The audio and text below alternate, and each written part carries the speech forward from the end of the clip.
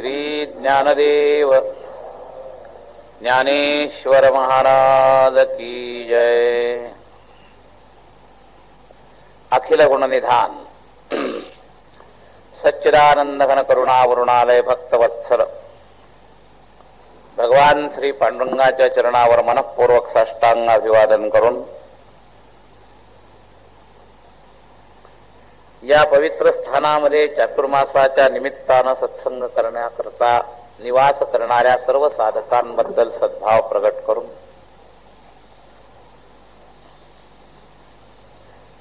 चातुर्मास निमित्त कालपासून चिंतनाला सुरुवात झालेली आहे। चिंतनाचा विषय आपला निश्चित केलेला आहे, एकनाथ महाराज कृत चिरंजीव पद। साधकीय दृष्ट्या घागर में सागर असणारा हा छोटासा ग्रंथ, या ग्रंथामध्ये प्रवेश आपण परवा करणार आहोत। 2 दिवस अधिकार प्रकरणाची चर्चा या अर्थातून चिंतन कालपासून सुरू केलंय। हेतू हा की नवीन येणाऱ्या लोकांना पहिल्या 2 दिवसात मूळ ग्रंथाचं नुकसान होऊ नये, कळण्याला थोडासा वेळ जातो कार्यक्रमाच्या प्रारंभाचं, म्हणून काल आणि आज आपण या विषयाचं चिंतन करणार आहोत। उद्याच्या दिवस याच वेळेला एक वाणी धर्मशाळेमध्ये कार्यक्रम असल्यामुळं फक्त स्थान बदलेल आणि परवापासून परत या ठिकाणी 4-5 दिवस कार्यक्रम 4 दिवस होईल। नंतर पुन्हा भागवताचा खंड असल्यामुळे तो कार्यक्रम त्या काळात होईल आणि नंतर म्हणूनच छोटा ग्रंथ निवडलेला आहे। मधले आपले जे खंड 2 ठिकाणचे आहेत, 2 भागवत आहेत यंदा, त्यामुळे चिरंजीव पदाचं चिंतन करायला आपल्याला पर्याप्त असा वेळ मिळेल, म्हणून हा छोटासा ग्रंथ आपण निवडला। गेल्या वर्षी नारद भक्ती सूत्रावर चिंतन केलं। त्या चिरंजीव पद हा नाथ महाराज कृत जो साधकांच्या दृष्टीनं अनमोल ग्रंथ आहे, त्यामुळे याच्या आकारावर याचं महत्व अवलंबून नाही, यात असणाऱ्या तत्वज्ञानावर आणि त्याची आपल्याला असणारी गरज, या अर्थातून या ग्रंथाचं फार मोठं महत्व आहे। तेव्हा काल याविषयी असा थोडासा विचार झाला। चिरंजीव पद कोणाकरता केलं, तर चिरंजीव पद प्राप्तीची इच्छा असणाऱ्या करता। तर चिरंजीव पद हे आहे साध्य, आणि या साध्याची जिज्ञासा ज्याच्या अंतःकरणामध्ये प्रारंभ झाली अशा साधका करता हे चिंतन आहे। तरतम भावानी पंढरीमध्ये समय देणारा जो वर्ग आहे, त्याच्या अंतःकरणामध्ये कुठंतरी या ऐहिक जीवनाच्या पलीकडे असणारं जे अलौकिक पारलौकिक असं जे पारत्रिक जीवन आहे, त्याविषयीची जिज्ञासा आपल्या अंतःकरणात झालेली असते। असाच वर्ग या ठिकाणी समय देतो। जो भौतिक चक्रामध्येच गडलेला आहे त्याला इथं समय देणं व्यर्थ वाटतं। ज्याला व्यापारच करायचा आहे, पैसाच कमवायचा आहे, त्याला वाटतं हा काय फुकटचा वेळ, इथं काय करायचं जाऊन। थोडं का होईना या भौतिक जीवनाच्या पलीकडं ज्याची जाण्याची इच्छा आहे, अशा जीवालाच इथं वेळ द्यावा वाटतो। पण हा वेळ देत असताना त्याचं निश्चित स्वरूप त्याच्या समोर आहे की नाही हा एक प्रश्न आहे। हा वेळ देत असताना तो काही क्रियाही परमार्थिक या दृष्टिकोनातून करत असतो, आणि त्या सगळ्या क्रिया या साधन या नावाखाली तो करत असतो। पण साधन क्रिया म्हणजे साधक नव्हे, तर साध्य निश्चित करून वाटचाल जे त्याला साधक म्हणायचं। साधक हा शब्द साधन सामुग्रीवर उत्पन्न झालेला नाही. साधक हा शब्द साध्याच्या जिज्ञासेनं प्रयत्न करणाऱ्या करता ही उपाधी आहे. तेव्हा हे दोन मुद्दे महत्वाचे आहेत. साध्याविषयी काल थोडीशी एक संकेत मी केला. संसार जीवाचं साध्य होऊ शकत नाही. का होऊ शकत नाही? संसारातली कोणतीही साध्य वस्तू, देशकाल, परिस्थिती साध्य राहतच नाही असं त्याचं चंचल स्वरूप आहे. त्यामुळे संसार साध्य होऊ शकत नाही. अनित्यम असुखम हे त्याचं स्वरूप आहे. इमम लोकम अनित्यम असुखम संसरति इति संसारः गच्छति इति जगत. या पद्धतीतून जगताचं जे स्वरूप आहे हे स्थायी दृष्ट्या तर कधी कोणाला कोणतंच वस्तू, व्यक्ती, पदार्थ, परिस्थिती, सामुग्री प्राप्त झाली नाही, होऊ शकत नाही, होणार नाही.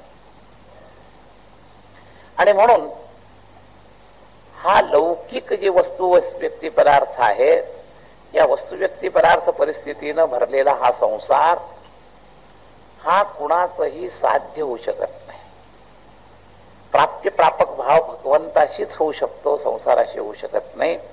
संसार कधीही नित्य प्राप्य नाही. या सिद्धांतावर काल थोडासा विस्तार केला.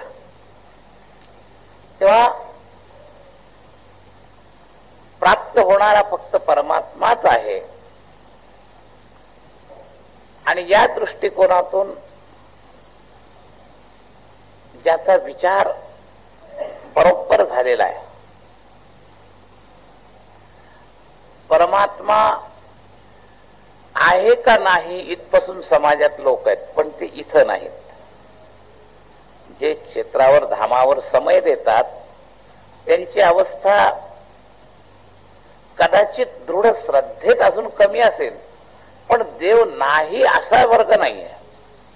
त्या देवाच्या मान्यतेविषयी त्याच्या अंतःकरणात थोडाफार मतभेद असेल, स्वरूपाविषयी अज्ञान असेल, पण त्याच्या श्रद्धेच्या केंद्रामध्ये, आस्थेच्या केंद्रामध्ये, विश्वासाच्या केंद्रामध्ये ईश्वराचं स्थान निश्चितपणानं प्रविष्ट ज्याला झालेला आहे, अशाच व्यक्ती धामामध्ये वेळ देतात निवास करण्याकरता.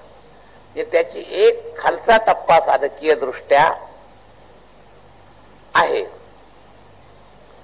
म्हणजे असाधकीय तत्वाबद्दल पूर्ण अनाकर्षण नाही, परंतु असाधकीय तत्वामध्ये तो निश्चितपणे पूर्ण समाधानी नाही, म्हणून तो शोधाय करता इकडे वेळ देतो. संसार म्हणजे सगळं असाधकीय तत्व.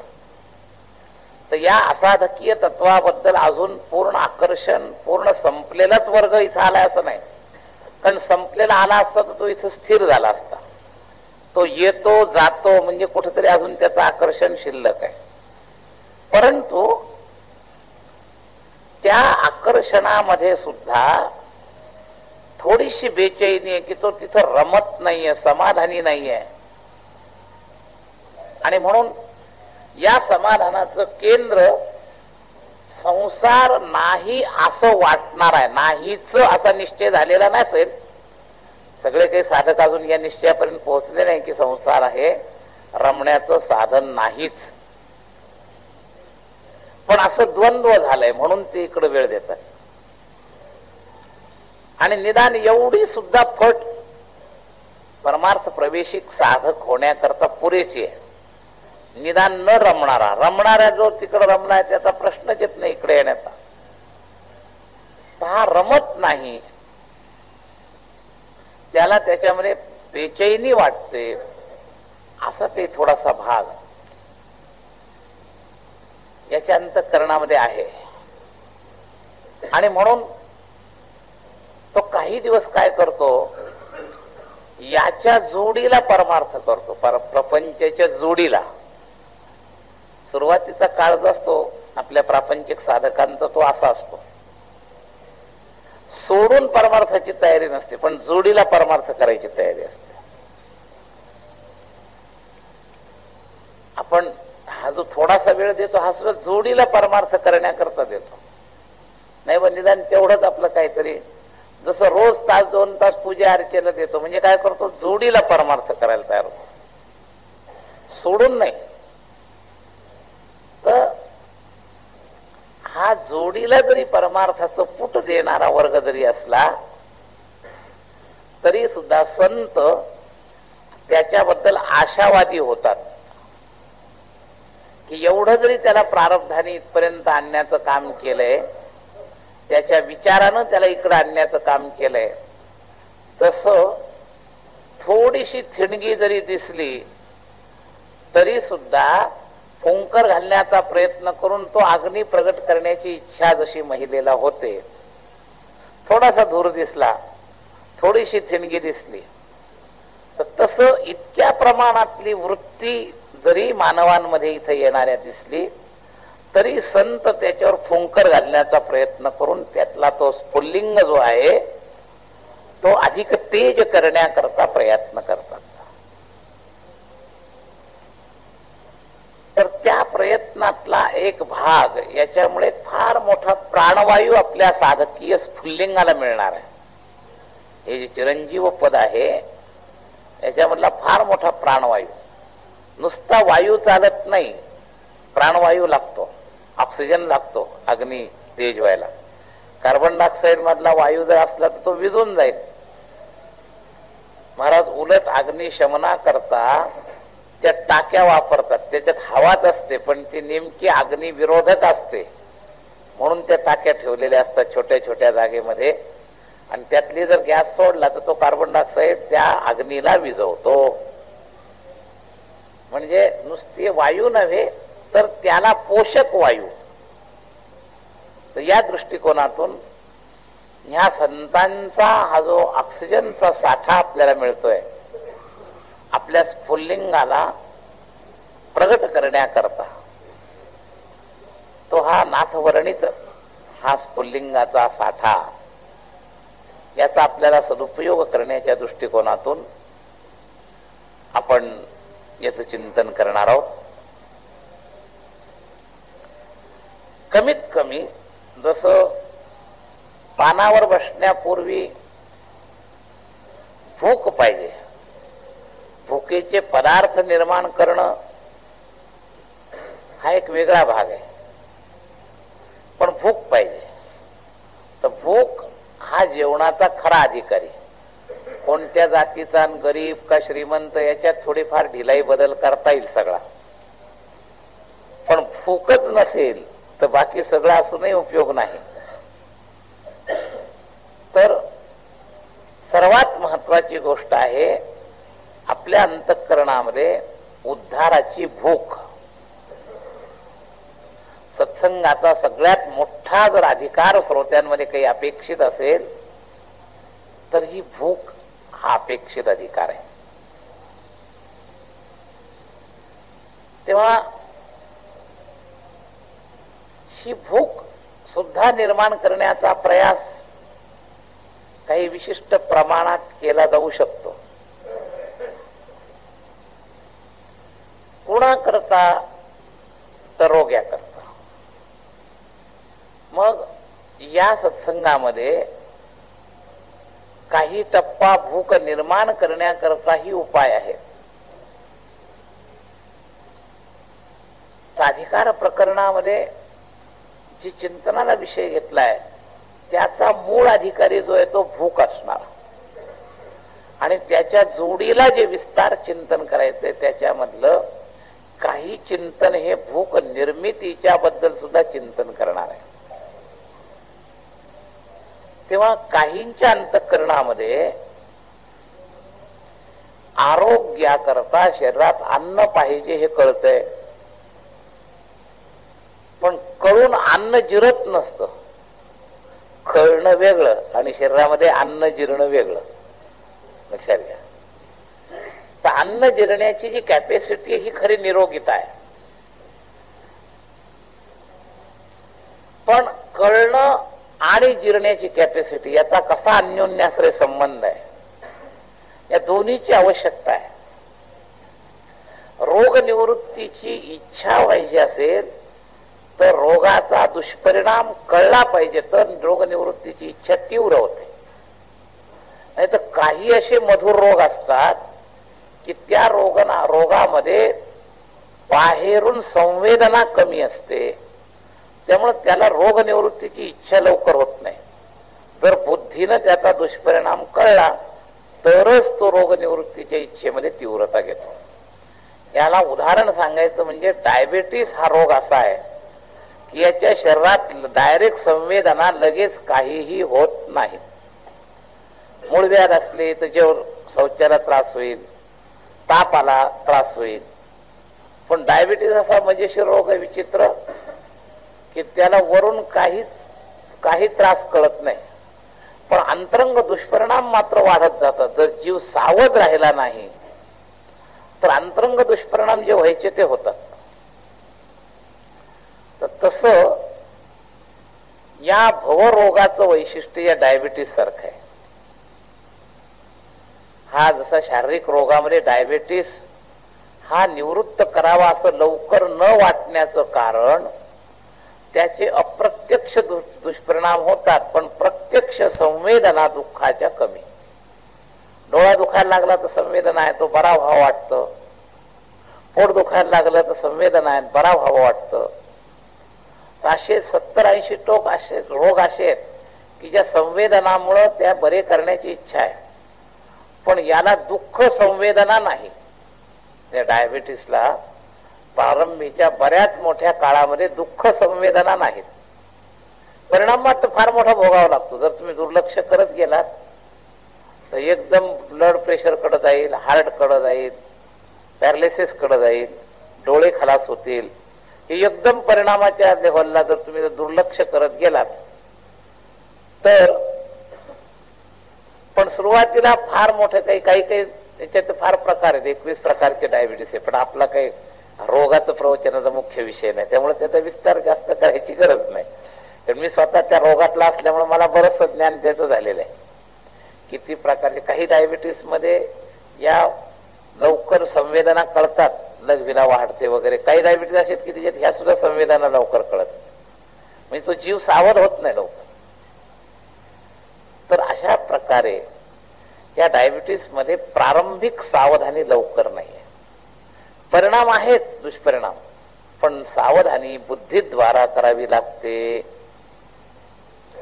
तसं काही टप्प्यामध्ये सुरुवातीला प्रपंच न सोडल्यामुळं होणारे जे दुष्परिणाम आहेत त्याच्या संवेदना काही काळ जीवाला होत नाही, आणि त्यामुळे जीवाला त्याचा दुष्परिणाम ज्ञानचक्षुद्वारा संस्कारित करावा लागतो.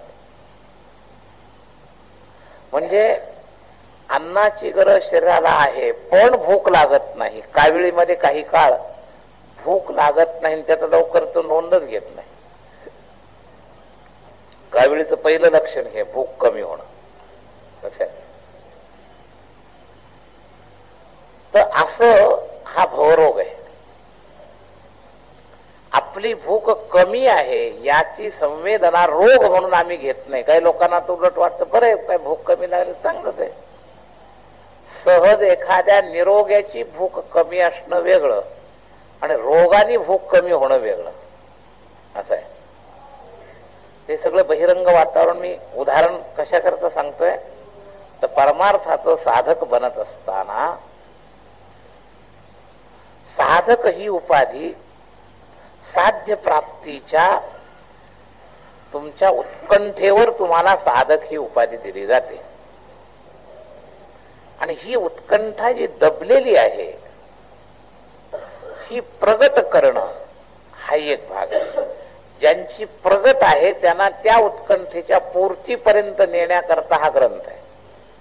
आणि आपलं पहिलं चिंतन आणि काही काळ आपला याच्यात डबल चालवायचा आहे की या ग्रंथाचा आधार घेऊन साधक आहेत असं गृहीत धरून शुद्ध मार्गदर्शन करत असताना त्याचा ग्रहण शक्ती कमी काही ठिकाणी जे दिसते त्याचंही उत्तर लक्षात ठेवावं लागतं. डॉक्टरला नुसतं रोग आणि औषधाचं ज्ञान एवढ्यावर काम भागत नाही.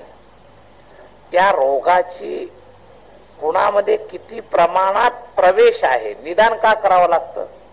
पुस्तकामध्ये रोग आणि औषध दिले जातात, पण रोगाचा प्रवेश कुणामध्ये किती प्रमाणात आहे पुस्तकाच्या ज्ञानावरून कळत नाही.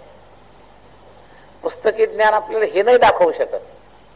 पुस्तकामध्ये ठोक याद्या दिलेल्या असतात, हा रोग झाला ते औषध करा, हा रोग झाला ते औषध. तसं शास्त्र म्हणजे औषधाच्या पुस्तकासारखं आहे, पण पर्सनल निदान गरजेचं आहे. निदान त्या औषधाचा तुमच्या शरीराशी असणारा जो योग्य संबंध आहे हे घालून देण्याकरता निदानाची गरज आहे, डॉक्टरची गरज आहे. साधारणपणानं काही रोगांना काही औषधं शास्त्रातले वाचून तात्पुरता उपयोगही होतो, पण बिनचूक निदान डॉक्टरला दाखवल्यानंतर डॉक्टर त्याची बॉडी, त्या बॉडीत प्रवेश झालेल्या रोगाची मात्रा आणि मग त्या प्रमाणात औषधाचं नियोजन, हे दोन्ही तिन्ही गोष्टी जर साधल्या नाही तर जमत नाही.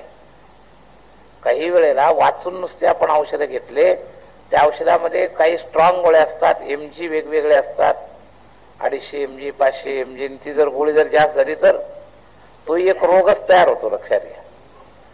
म्हणून डॉक्टर हा जसं त्याचं निदान सांगतो तसं संतांच्या संगतीत ग्रंथचिंतन, संत शब्दाचाच तुमच्या जीवनाशी संबंध घालून देण्याकरता या विस्ताराची गरज आहे. आणि हा विस्तार करत असताना थोडा जाणकार माणूस 2 टप्प्याचा गरजेचा आहे. केवळ कंपाऊंडर सारखं चालत नाही. कंपाऊंडरला किंवा मेडिकल मधला जो औषध विक्रेता असतो त्याला नावं माहिती असतात, चिठ्ठी वाचली तर तो औषध नावं काढून देऊ शकतो, पण एवढं ज्ञान पर्याप्त नाही. कंपाऊंडर की किंवा मेडिकलचा विक्रेता एवढं उपयोगाचं नाही. काही लोकांजवळ ग्रंथाचं ज्ञान आहे, पण ते मेडिकलच्या विक्रेत्यासारखं आहे, लक्षात घ्या. तर मेडिकलच्या विक्रेत्याचं ज्ञान 10% रोग्यांना डायरेक्ट औषधं देऊन सुद्धा बरी करेल, ठोस जे नावध आहेत त्या प्रमाणात, पण सगळ्यांच्या उपयोगात ती प्रयोगशाळा उपयोगाची नाही, हे लक्षात घ्या. तसं हे महाऔषध आपल्या समोर आहे, पण याचा याची मात्रा याचा संबंध याकरता चिंतनाची गरज आहे. आणि त्या चिंतनाचे जे वेगवेगळे पैलू आपल्याला पाहायचे, त्याच्यातला पूर्व पैलू आपण जो 2 दिवसात पाहतो आहोत तो अधिकार प्रकरण. या अर्थानं नाथाने याच्यामध्ये एका शब्दात अधिकारी संपवला. पावा वयासी, ज्याला चिरंजीव पद प्राप्त करून घेण्याची इच्छा आहे त्याच्या करता, तर एवढ्यावर झालं. पण याचा विस्तार आपल्याला बुद्धीत नुसतं समजणं नाही, तर या विस्तारातला जो भाग आहे हा सिद्धांत ध्येय म्हणून जीवनात उतरणं, खरा प्रयास जो आपल्याला करावा लागणार आहे. 1-2 तासाच्या प्रवचनातून याची पूर्ती नाही होणार, पण त्याचा प्रयत्न केला जाणार आहे की आपल्याला प्राप्तीची इच्छा निर्माण होणं. जसं एखादं टॉनिक भूक लागण्याकरता उपयोगी येतं, तसं या प्राप्तीची इच्छा निर्माण करण्याकरता आपल्या अंतःकरणामध्ये एक हालचाल पैदा करणं. इंद्रियामध्ये पूर्व कोठ्यामधून अन्नांश बाहेर पडला म्हणजे पुन्हा पचनाकरताची हालचाल निर्माण होते. भूक लागते म्हणजे काय, ते पचनेंद्रिय करण्याकरता जे आतडे आहेत त्याच्यातला पहिला अन्नांश संपला की पुढचा पुन्हा अन्नांश मागण्याकरता त्याची जी हालचाल चालू असते, त्या हालचालीची जी विशेष संवेदना आहे. अन्न असताना पचनक्रिया चाललेल्याची संवेदना आपल्याला जास्त नसते, पण अन्न संपल्यानंतर मागणीची संवेदना जी असते तिचं नाव आहे भूक. तर ही हालचाल पैदा करणं, तर ही हलचल पैदा करायला जो धक्का दिला जातो तो आहे अधिकारपूर्व सत्संग. आपण जो चिंतनाला ग्रंथ घेणार आहे तो अधिकारानंतरचा संत शब्दांचा सिद्ध शब्दाचा उपयोग करून तो उपाय. पण तत्पूर्वीची हालचाल अधिकारपूर्व सत्संग आपण आता करतो. तर अधिकारपूर्व सत्संग जो आहे शब्द सृष्टी ही हालचाल पैदा करते. प्रपंचातल्या अनंत वासनांच्या चर्चा याही शब्दसृष्टीनं तुमच्यामध्ये निर्माण केल्या जाऊ शकतात. उत्पन्नाचा एखादा आकडा पिकाचा शेतकऱ्याच्या मनामध्ये ते पीक घेण्याची इच्छा निर्माण करण्याचं कारण.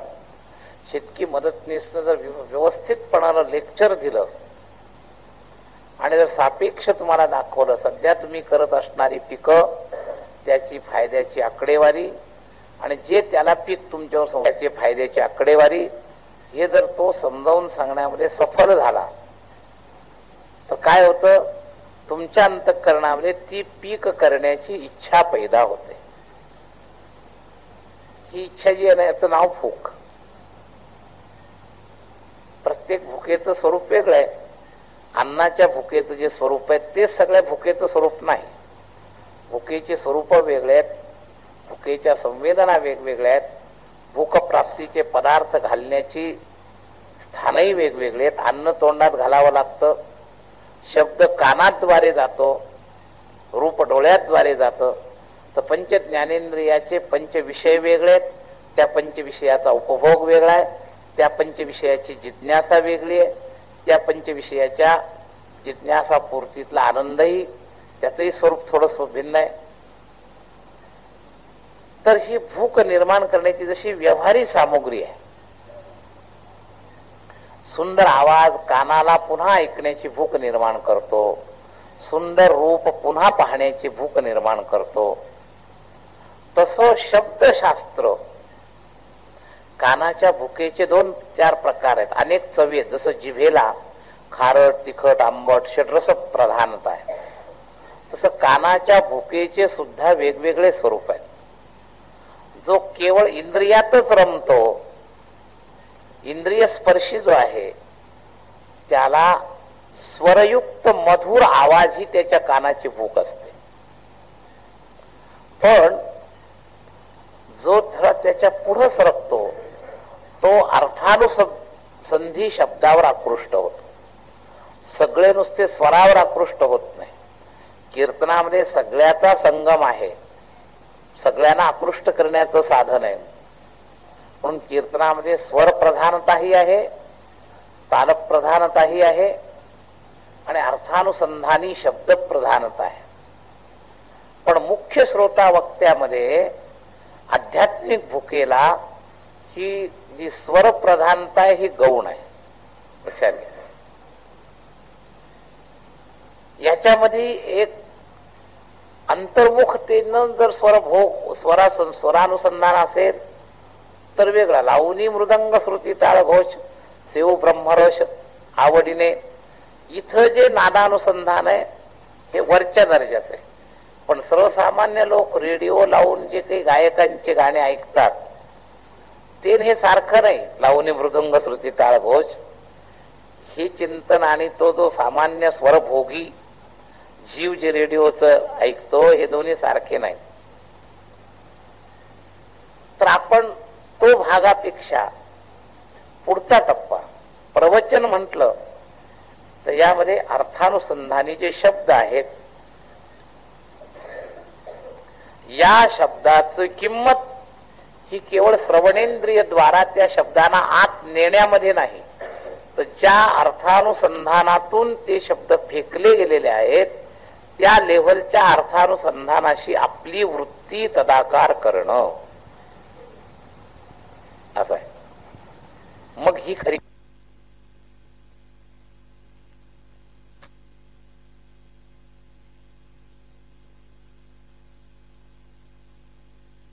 प्रगट झालेले शब्द आहेत. त्या शब्दाबरोबर आपली वृत्ती जर त्या अर्थानुसंधानाच्या ग्रहणाच्या लेव्हलशी एकत्र होऊन जर आपण कानातून त्या शब्दाला प्रवेश दिला तर जीवन कल्याणाची जी ओरिजिनल भूक आहे स्वची ती निर्माण करण्याचं ते टानिक ठरेल. विरुक्तीनं हा मुद्दा मी तुम्हाला समजावून सांगेन, लक्षात घ्या. म्हणजे याचा अधिकारी कोण आहे? चिरंजीव पद पावा वयासी, इथं जायचंय आपल्याला परवाला. मग ही चिरंजीव पद प्राप्तीची इच्छा याकरता सुद्धा या सत्संगामध्ये जर तुम्ही तेवढ्या तादात्म्यानं लक्ष दिलं, मग यात आम्ही पहिल्यांदा तुम्हाला काय अंतःकरणामध्ये विषय सांगतोय की या शब्दद्वारा जे तुमच्या जवळ सृष्टीचं ज्ञान आहे, सृष्टीबद्दलच्या ज्या वासना आहेत, या विषयीचं निरर्थकत्व संस्कार करतोय. सगळ्यात पहिला मुद्दा असतो की स्वच्छ करत असताना पहिला आतला मळ काढणं, भांड रिकाम करणं हे गरजेचं आहे. भूक का नाही तर आत काहीतरी भांड्यामध्ये साठलेलं आहे. मग तो मैल साठलेला असेल अपचनामुळं कशामुळं, भूक नाही म्हणजे आत काहीतरी भरलंय. तुकोबरायांना लोकांनी उत्तर काय दिलं? देव न लगे, देव न लगे. कारण काय? हे आत भरले साठवणीचे रुंधले जागे. तर हे आत जे भरलंय ना हे काढायला फार वेळ लागतो आणि हे काढणं महत्वाचं आहे, हे लक्षात ठेवा. आणि हे निघत नाहीये लवकर, अशक्य नाहीये, निघणारच नाही असं नाही. जरा जिद्द लावली तर निघतोच, थोडा वेळ लागतो. अगदी साधा लागलेला मळ लगेच निघतो. त्याला त्या भांड्याला तेलकटपणा असल्यामुळे जो चिकटलेला मळ असतो तो काढायला थोडा वेळ लागतो, पण निघतच नाही असं नसतं. कारण त्या भांड्याचं ओरिजिनल जे धातू आहे, मग ते स्टील असो काच असो, त्याचा मूळ स्वभाव मळ पकडण्याचा नाहीये, म्हणून ते निघूच शकतं. फक्त मळाने त्याला घट्ट पकडलंय, त्याला थोडस प्रयत्न करावा लागेल, पण त्याचा मूळ स्वभाव त्या मळाला धरण्याचा नाही. तुम्ही चेतन आहात आणि हा जड आहे संसार. संसार हा मळ आहे. ममता मल जरी जाय, आणि या संसाराशी जी आपली ममता झालेली आहे हाच मोठा मळ आहे. आणि या मलबद्धतेनंच आमची भूक मंदावली आहे, लक्षात घ्या. ही संसाराशी ममता रूपी जो मळ झालेला आहे ना, यानेच आमची ही भूक मंदावलेली आहे. तर ही ममता काढायची तर याला काय काय मार्ग आहेत? 2-4 प्रकारचे मार्ग आहेत. तर ते आपण प्रयत्न आधी केले पाहिजे. मूळ पद्धतीला आन उपाय नाही साधकाशी, ते पुढचं सूत्र प्रकरण नंतर सुरू होईल. नंतरच्या करता एकविध उपाय, पण त्याच्या पूर्वी करता भूक लागल्यावर भूक पूर्ती करता अन्न हा एकच उपाय. पण भूक लागाय करता अपचन जे झालेलं आहे ते काढाय करता अनेक उपाय. मग कोणी आयुर्वेदिक औषध घेईल, कोणी ॲलोपॅथी घेईल, कोणी रेचक घेईल, कोणी योग पद्धतीनं आपलं पोटातला मैल मोकळा करील. मैल मोकळा करण्याची साधनं वेगळे आणि भूक लागल्यावर भूक मिटवण्याचं साधन मात्र एकच. तसं चिंतन पुढचं जे आहे ते भूक मिटवण्याच्या साधनाचं आहे. चिरंजीव पद प्राप्तीची ज्याला इच्छा आहे, म्हणजे ज्याला ही भूक लागली आहे, त्याच्या मिटवण्याची चर्चा आपण संतांच्या भाषेतून नंतर करणार. पण आपण तिथं बसलं पाहिजे ना त्या पंक्तीला जाऊन. त्या पंक्तीला जाण्याकरता पहिल्यांदा आपले भूक लागाय करता आपल्यातलं असलेलं अपचन बाजूला करणं, पोटातला मैल बाजूला करणं, मला त्याच्याकरता फार कष्ट आहेत. आणि खरं जे अंतर पडतं फलश्रुतीमध्ये, मुख्य अंतर जे पडतं हे आपल्या पूर्वस्थितीमुळेच पडतं, ही आहे अडचण. नाहीतर संतांचा बोध हा सगळ्यांना सारख्या प्रमाणात दुरुस्त करायला समर्थ आहे. पण अंतर पडते ते तत्पूर्व परिस्थिती जी आपली तिथं. अर्जुनाच्या पंक्तीत जाऊन जर गीता ऐकली तर अर्जुनाला जसा 2 तासात नष्ट मोह स्मृती लाभतो तसंच आपल्याला व्हायला पाहिजे. आपण गीतेचे शब्द ऐकतो पण नष्टो मोहाची पावती आपल्याकडून दिली जात नाही. आपण अर्जुनाच्या पंक्तीत बसून गीता ऐकत, परीक्षितीच्या पंक्तीत बसून भागवत ऐकत नाही. तसं चिरंजीव पद हे ऐकायचं म्हणजे त्याच्या पूर्वी त्या पंक्तीत बसण्याकरता जो प्रयत्न आहे त्याचं चिंतन आता चालू आहे. तर ती फार महत्वाची गोष्ट आहे. या संप्रदायातल्या संतांच्या अनमोल बोधापैकी हा छोटासा घागरमे सागर असणारा बोध साधका करता आहे.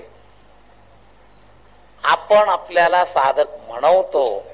कदाचित आपल्या अंगावरची काही दीक्षा आपल्याला लोक सुद्धा आपल्याला साधक म्हणतात. आता माळ ही दीक्षा आहे. काल माळ या विषयावर थोडी चर्चा झाली. माळ घातलेला मनुष्य, जगातले लोक, बाहेरचे लोक आपल्याला वारकरी संप्रदायातला साधक म्हणून मानतात. तर माळ ही दीक्षा झाली, पण आपण साधक झालो की नाही? लोक आपल्याला साधक मानतात, पण आपण साधक आहे की नाही, हा महत्वाचा प्रश्न आहे. म्हणजे चुकलं का जर आपण साधक नाही? चुकलं नाही, तीच आपल्याला सहाय्यक आहे. अहो, दाखला काढल्याबरोबर शाळेतलं विद्या विद्यार्थ्याला येते असं नाही. मग विद्या आली नाही म्हणून दाखला काढलेलं चुकलं का? तसं नाही. दाखला नाव घातलंच पाहिजे. नाव घातल्याशिवाय विद्या येणार नाही. त्यामुळं पूर्ण साधकता आपल्यामध्ये आली नसली तर आपण माळ घातली म्हणजे काही दोष केला असं नाही, पण आपली दिशा त्या दिशेनं पाहिजे. लक्षात घ्या. लोक आपल्याला मानतात तसं, पण लोकांच्या मान्यतेची पूर्णता आपल्या जीवनात व्हावी याकरता आपला प्रयत्न तीव्र होणं गरजेचं आहे. काही लोकांना साधन जमा करतात पण साध्य प्राप्तीची इच्छा नाही, तोपर्यंत साधकता नाही. साधनं दिसली की लोक साधक म्हणतात. लोकांना साध्य प्राप्तीची इच्छा कळतच नाही, लोकांना फक्त साधनं दिसतात. तुमच्या हातात जपाची माळे लोकांना दिसू शकते, पण त्या जपाशी तुमचं तादात्म्य आहे की नाही हे समाजाला कळू शकत. पूजेचा फोटो लोकांना दिसू शकतो, पण त्या पूजेच्या फोटोशी तुमचं तादात्म्य आहे की नाही हे लोकांना दिसू शकत. आणि साधकता तुमच्यावर फोटो असण्यामध्ये नाहीये, तुमच्या हातात माळ असण्यामध्ये नाहीये. त्या माळेचा आणि फोटोच्या पूजेचा उपयोग त्याच्या प्राप्ती करता करण्याची जर इच्छा असली तर तुम्हाला साधकतेचं अंग वाढणार आहे. तर साधन सामुग्री आणि साध्य प्राप्तीची इच्छा या दोन गोष्टी आहेत साधकाच्या अवतीभोवती. लोक साधन सामुग्री पाहून तुम्हाला साधक म्हणत असतात आणि शास्त्र आणि संत तुमच्या साध्याच्या प्राप्तीच्या इच्छेला मीटर लावून तुम्हाला साधक ही उपाधी देतात.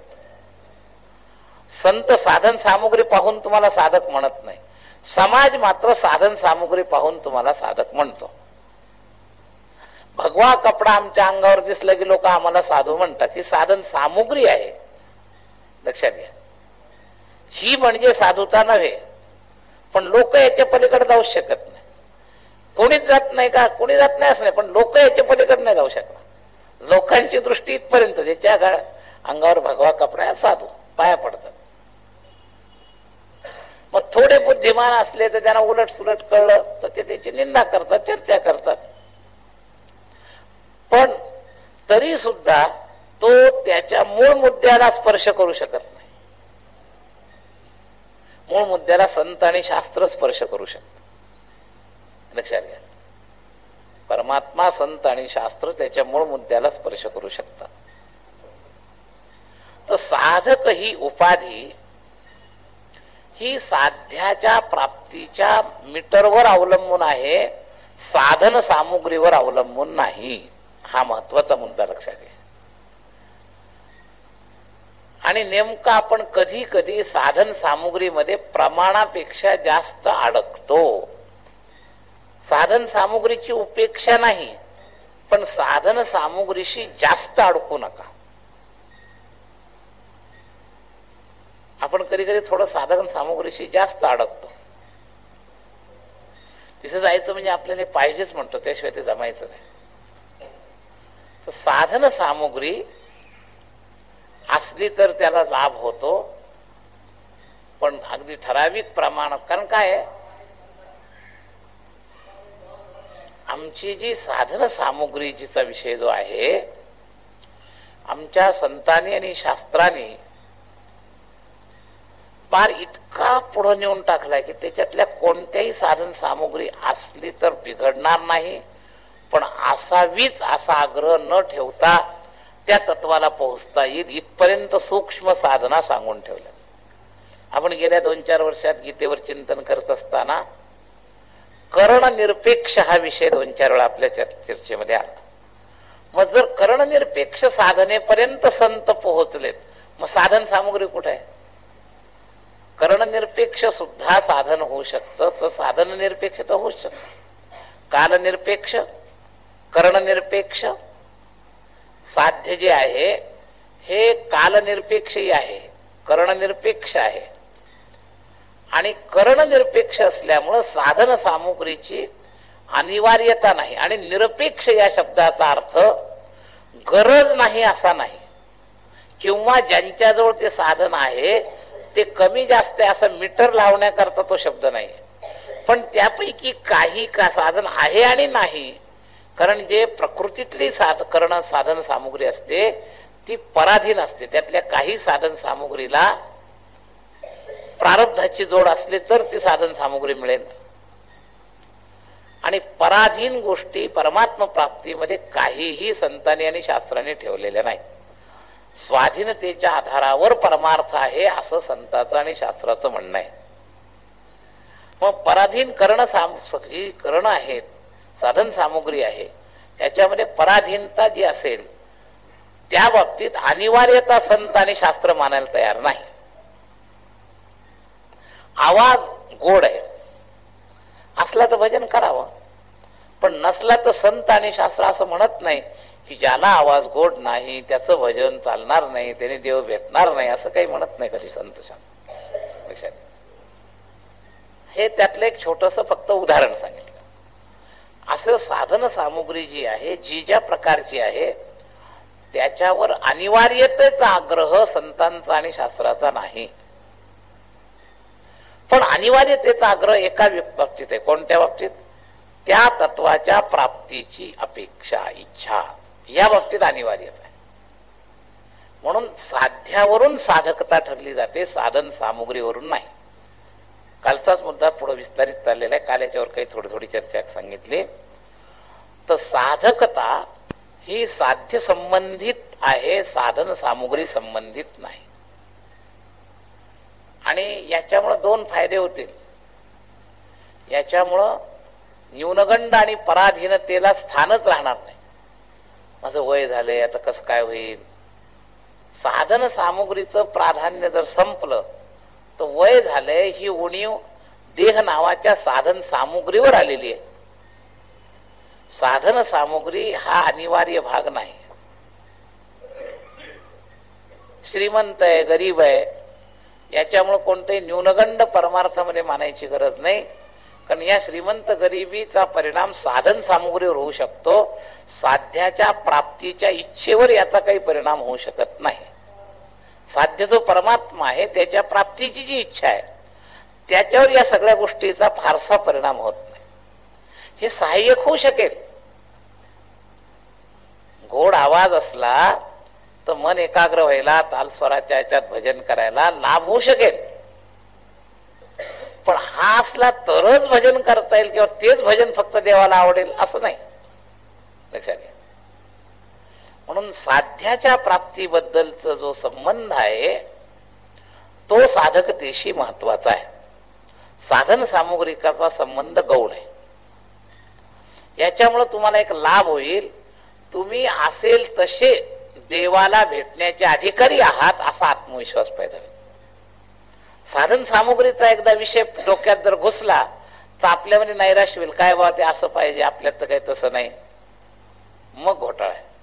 पण ज्या वेळेला तुम्हाला हा मुद्दा लक्षात येईल की साधन सामुग्रीशी साधकतेचा महत्वाचा संबंध नाही, साध्य प्राप्तीच्या इच्छेशी साधकतेचा संबंध आहे, हा मुद्दा जर नीट समजला तर साधन सामुग्रीच्या अभावातलं न्यूनगंड, पराधीनता, नैराश्य हे सगळं झटकून जाईल, निघून, आणि एक आत्मविश्वास पैदा होईल. हे साधन सामुग्रीत तरतम भाव आहे, साधकतेमध्ये काय तरतम भाव आहे. साध्य प्राप्तीची इच्छा असणारे जे आहेत ते सगळे सारखे आहेत. जसं दुःखाची कारण वेगळे पण दुःखाच्या संवेदना सगळ्यांच्या सारख्या आहेत. पार संपूर्ण विश्वामध्ये कोणताही मानव रडतो तर रडणं हे सगळीकडे सारखं आहे आणि हसणं हे सगळीकडे सारखं आहे. अमेरिकेचं रडणं वेगळं नाही, भारताचं वेगळं नाही, ब्राह्मणाचं वेगळं नाही, शूद्राचं वेगळं नाही. सगळ्याचं रडणं हसणं सारखं आहे. म्हणजे संवेदना प्रगटीकरणाचं साधन हे सगळ्याचं सारखं. भूक सारखी, भूक प्राप्तीचे पदार्थ वेगवेगळे पण भूक नावाची वस्तू सारखी. तर साध्य तत्वाच्या प्राप्तीची इच्छा ही जी भूक आहे ही सर्वांची सारखी, याच्यात काही बदल नाही, भेद नाही. आणि ही भूक ज्याला ज्याला आहे तो याचा अधिकारी आहे. आणि या भूकेच्या बद्दल पहिला चुकीचा समज काढला पाहिजे की या भूकेचा आणि साधन सामुग्रीचा काही संबंध आहे, हा डोक्यातला भ्रम काढला पाहिजे. देव प्राप्तीची इच्छा आणि साधन सामुग्रीचे पदार्थ याचा परस्पराशी काही फार मोठा अनिवार्य संबंध आहे असा डोक्यात घोळ असतो. म्हणजे परमार्थ करायचा म्हणजे अमुक कपडे घालावे लागतात, अमुक पदार्थ बरोबर पाहिजेत, अमुक ग्रंथ बरोबर पाहिजेत, अमुक पाहिजेच. एका विशिष्ट संप्रदायाच्या नित्यनेमाकरता काही गोष्टींची अनिवार्यता आहे पण भगवत प्राप्ती करता अनिवार्यता नाही. आता वारकरी हा एक संप्रदाय, वारी करायची, वारकरी जर असेल निष्ठावान भौतिक आचरणामध्ये तुळशीची माळ, गोपीचंदन, पताका खांद्यावर असणं, ह्या सगळ्या गोष्टी ज्या आहेत संप्रदायाची साधन सामुग्री आहे का साधकाची साधन सामुग्री आहे? ही संप्रदायाची साधन सामुग्री, साधकाची नाही आहे. लक्षात घ्या. सगळे साधक वारकरीच असतील का? किंवा जो वारकरी असेल तोच फक्त साधक आहे का? असं नाही. वारकरीही साधक आहे पण वारकरीच साधक आहे असं नाही. ज्याचा वारकरी संप्रदायाशी संबंध आलेला नाही तसा एखादा दक्षिणी एखादा मानव भगवत प्राप्तीची इच्छा करू लागला तर तो साधकीय भूमिकेत जाऊ शकतो. त्याला कदाचित गंध वारकरी पदरी कसं लावायचं माहितीही नसेल, पताका काय वस्तू आहे त्याला माहितीही नसेल. असे कित्येक लोक आहेत. अहो सगळ्या भारतभर ध्वज लावतात पण आपली जी वारकरी पताका आहे ना याचं वैशिष्ट्य सगळ्यांना माहिती असं नाही, हे लक्षात घ्या. उत्तर भारतात ध्वज, भगवे ध्वज मंदिरावर असतात पण पताका म्हणजे नेमका विशिष्ट सगळ्यांनाच माहिती असं नाही. मग माहित नाही म्हणजे त्यांच्या साधकतेत काही फरक आहे का?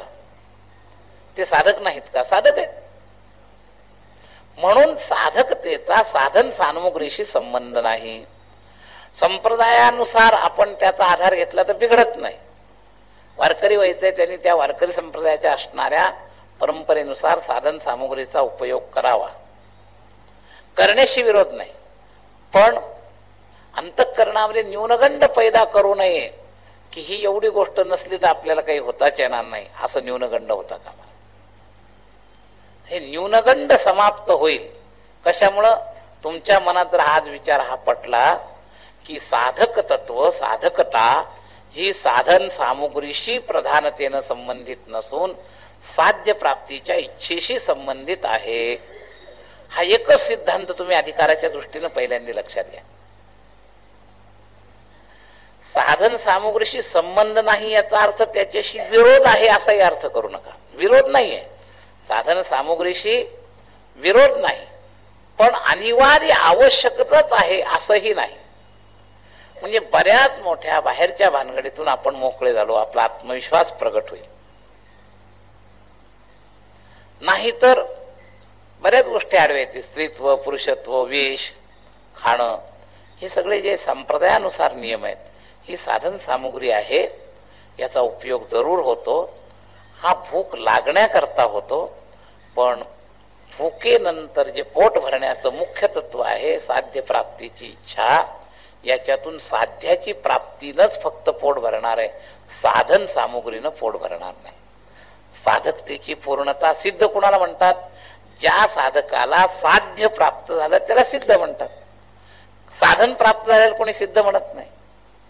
साधकाजवळ साधन निर्माण झाले तर त्याला सिद्ध नाही म्हणत. साधकाला साध्य प्राप्त झालं तर सिद्ध म्हणतात. हे लक्षात. म्हणून साधकतेची पूर्णता ही सर्वांची एक आहे आणि साधकतेची मूळ स्थिती ही सर्वांची एक आहे. भूक सगळ्यांची एक आहे, तृप्ती सगळ्यांची एक आहे. लक्षात घ्या. खाण्याचे पदार्थ रुचीनाम अधिकारानाम बदल होतील, पण तृप्ती नावाची स्थिती सगळ्यांची सारखी आहे आणि भूक नावाची सर्वांची स्थिती सारखी. आणि भूक आणि तृप्ती याचा संबंध आहे मुख्य. तसं साधक आणि साध्य याचा मुख्य संबंध आहे. तर इथे येत असताना हे ग्रंथाला स्पर्श करत असताना या साध्य प्राप्तीचा उपाय समजून घेण्यापूर्वी साध्य प्राप्तीची इच्छा ही मुख्य साधकता आहे, साधन जुटवणं ही मुख्य साधकता नाही. हे जर कळालं तर मनुष्य अतिवेगानं नुसत्या साधन सामुग्रीच्या प्राप्तीकडे जो धावतोय त्याचा ओढा कमी होईल. साधन सामुग्री जी उपलब्ध होईल तिचा उपयोग करा, पण साधन सामुग्रीमध्येच आम्ही जो वेळ घालवतोय तो वेळ सुद्धा कमी करणं गरजेचं आहे. लक्षात घ्या. तर साधन सामुग्रीमध्ये प्रामुख्याने वेळ घालवू नका. साधन सामुग्री येईलय जाईलय राहीलय. साधन सामुग्री प्रकृती तत्वातली असल्यामुळं ती सरकती आहे. काही साधन सामुग्री येत राहील, काही जात राहील, काही राहील तुमच्याजवळ.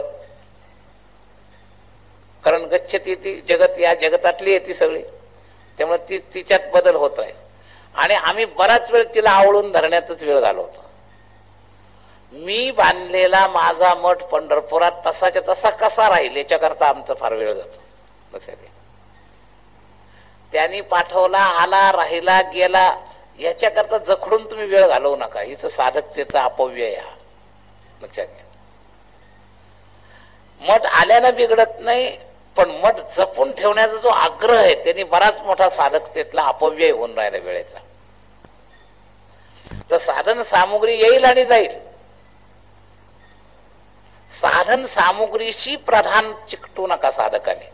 साध्य प्राप्ती करता प्रधान चिकटलं पाहिजे. मला देव कसा काही मी उद्धार पावेन, काही कृपा करील नारायण. हे साधक प्राप्तीचं मुख्य जे ध्येय इथं चिकटणं. आणि आम्ही इकडं चिकटलोय आणि ही चिकटलोय ना इकडं हाच मळ पोटात साठवलाय आणि हा चिकटा काढल्याशिवाय आम्ही इकडच्या प्राप्तीचे खरे अधिकारी होणार नाही. ईश्वर प्राप्तीचे खरे अधिकारी तेव्हा होऊ की जेव्हा हा चिकटा आणि हे पकडून ठेवण्याची जी वृत्ती आहे ही काढली पाहिजे. पहिली ममता तर नाशवान विषयाच्या प्राप्तीबद्दल, त्याच्यातून थोडे वर उचलला, पण सात्विक पदार्थाशी सुद्धा असणारी आसक्ती हा सुद्धा एक मलच आहे. लक्षात आलं का? सात्विक पदार्थ टिकून राहावेत. काही लोक दारू सोडले, चांगली गोष्ट आहे. दारू सोडणं चांगलं आहे, व्यसन सोडले चांगलं आहे, पण काही सात्विक पदार्थाला आम्ही चिकटून बसलोय. हा चिकटा हाच साध्य प्राप्तीच्या भुकेतला मोठा प्रतिबंध. हे एक अपचनच आहे. अपचन सगळ्या एकाच प्रकारचं होतं असं नाही, हे लक्षात घ्या. गोड पदार्थ तिखटापेक्षा वाईट का नाही, चांगला, पण तो सुद्धा जास्त झाला तर त्याचंही अपचन होतं. भजे खाल्ल्यावर जळजळ होती, खूप गोड खाल्ल्यावर काहीच होत नाही असं नाही. पदार्थ सापेक्षात, तिखटाच्या सापेक्षात गोड चांगला, पण सापेक्षात चांगला आहे. तो चांगलाच आहे का नाही. प्रकृतीचा कोणताही उपभोग्य पदार्थ जास्त चिकटवून ठेवणं हे अपचनाचं लक्षण. तसं सात्विक रूपानं का होईना, पण जगाला आम्ही जर पकडलं तर ते आहे आमचं अपचन, हे लक्षात घ्या. आणि हा चिकटा जोपर्यंत तुम्ही सोडत नाही तोपर्यंत वास्तविक मल समाप्त होणार नाही. आणि हा मल समाप्त होत नाही तोपर्यंत खरी भूक लागणार नाही. तर काय करायचंय, तर आपल्याला नेमका हा चिकटा जो काढायचा आहे हा सात्विकतेपर्यंत काढायचा आहे. नुसता तमोगुणीचा चिकटा काढून आपलं काम भागणार नाही. तमोगुणी विषय सोडले की आम्हाला वाटतं आम्ही साधक झालो. हे फक्त तमोगुणी सोडणं म्हणजे रिव्हर्स गिअर जो आहे तो न्यूट्रलला आणण्यासारखं आहे. पण फर्स्ट टाकल्याशिवाय गाडी पुढे जाणार नाही. तसं सत्वगुणात अडकून चालणार नाही. न्यूट्रल गिअर मध्ये गाडी थांबते का तिथल्या तिथं चालते, पण जिथल्या तिथंच राहते. ती पुढेही जात नाही मागे जात. तुम्ही तमोगुणी सोडलं म्हणजे फक्त रिव्हर्स गिअर काढला एवढंच, पण न्यूट्रल मध्येच आहे अजून. ही सात्विक आकर्षण फार तर तुमचं पतन करणार नाही. सात्विक पदार्थाचा संग्रह पतन करणार नाही, पण पदार्थ रूपाने त्याचा असणारा चिकटा तुम्हाला पुढे जाऊ देणार नाही. म्हणजे न्यूट्रल मधली गाडी जशी नुसतीच जागेवर गुरगुर गुरगुर गुरगुर करत राहते, असा बऱ्याच लोकांचा अपव्यय या न्यूट्रल मध्ये अडकलेल्या आहेत काही गाड्या. काही ज्या रिव्हर्स मध्ये आहेत त्या तर पतनाच्या दिशेने आहेत, पण काही न्यूट्रल मध्ये अडकलेल्या आहेत. फर्स्ट गिअर टाकल्याशिवाय गाडी पुढे चालत नाही. तसं संसाराचा यावत प्रकारानं कोणताही संबंध जोपर्यंत शिल्लक आहे तोपर्यंत मल आहे आणि तोपर्यंत भूक लागणार नाही. तर समूळ संबंध विच्छेद हे परमात्मा प्राप्तीच्या भूकीचं सूत्र आहे. समूल भगवत संबंध विच्छेद हे परमात्मा प्राप्तीच्या इच्छेचं मूळ सूत्र आहे. हे लक्षात घ्या. तर हे समूल संबंध विच्छेद हे या चिरंजीव पदाच्या अधिकाराचं सूत्र आहे. या चिरंजीव पदामध्ये सुद्धा दोन्ही अंगाने विचार केलेला आहे, नाही असं नाही. अनुताप, पश्चाताप आणि पश्चातापानंतर वैराग्य. त्या वैराग्याचे 5 स्वरूप, शब्दस्पर्श रूप रसगंधाच्या रूपानं त्याचं आकर्षण, ते माणसाला कसं अडकवतं याचा विचार याच्यामध्ये केलेला आहे. तर हा विचार आपल्या अंतःकरणात दृढ करण्यापूर्वी आपलं अंतःकरण हे शेवटी हे लक्षात ठेवा, चिरंजीव पदाची ज्याला इच्छा आहे त्याला मरणाऱ्या आणि सरकणाऱ्या संसाराची इच्छा संपली पाहिजे, तर चिरंजीव पदाची इच्छा स्थिर होईल. थोडक्यात सूत्र सांगितलं तुम्हाला. तर याकरता दोन्ही प्रयोग एका वेळेला, त्या दिशेनं जाण्याचे रस्ते तेही यात पाहायचेत आणि त्या दिशेला लागेपर्यंत, त्या पॉइंटला लागेपर्यंत येणारे रस्ते, हे दोन्ही रस्ते या ग्रंथातून पाहायचेत. पण याच्यात मुख्य अधिकारी यातला कोण, तर ज्याला त्या रस्त्याला लागायची तीव्र इच्छा झालीय त्याच्याकरता याचा प्रभाव विशेषत्वाने चिरंजीव पद पावावयासी. याचाच विचार आपल्याला 2 दिवस आपण केला. अजूनही पुढे एखाद दिवस करून या ग्रंथात प्रविष्ट करायचा आहे. उद्याच्या दिवस आपला कार्यक्रमाच्या ऐवजी एक सेवा स्वीकार केली आहे. कार्यक्रम सुरू होण्यापूर्वी ती सेवा स्वीकार केल्यामुळं ती या समयात, कारण समय निश्चित नंतर केला, गेल्या वर्षीचाच समय, तेवढी उद्याची सेवा वाणी धर्मशाळेमध्ये कीर्तनाची आहे.